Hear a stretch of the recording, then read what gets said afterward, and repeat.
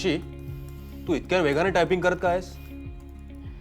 दादा, सोशल मीडियावर कोणीतरी माझ्या पोस्टवर खूप त्रासदायक कमेंट केली आहे. मला त्यांना उत्तर द्यायचं आहे.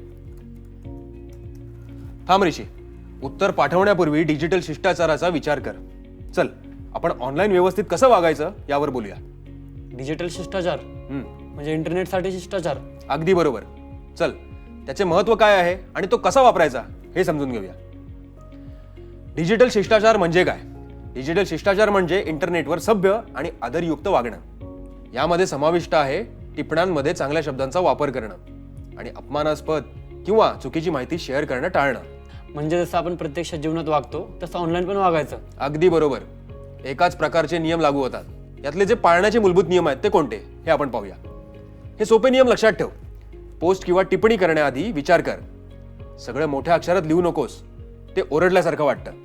तुझ्या संदेशांमध्ये दयाळूपणा आणि मदतीचा स्वभाव दाखव. सामान्य परिस्थिती, गट चॅट्समध्ये वारंवार अनेक मेसेज पाठवणं टाळ.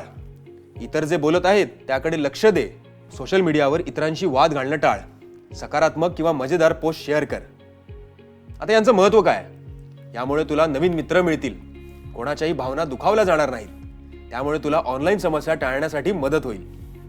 ऑनलाईन चांगला नमुना कसं बनायचं? एक चांगला उदाहरण बनण्यासाठी गट चॅट्समध्ये इतरांना मदत कर. प्रेमळ आणि प्रोत्साहनपर शब्द शेअर कर. वाईट वर्तनाला सामील होण्याऐवजी ते रिपोर्ट कर. दादा, हे खूप उपयुक्त होतं. मला आता कळलं की ऑनलाईन जागरूक राहणं किती महत्त्वाचं आहे. मला आनंद झाला ऋषी. लक्षात ठेव, इंटरनेट सार्वजनिक जागा आहे आणि सौजन्य फार दूरवर पोहोचतं.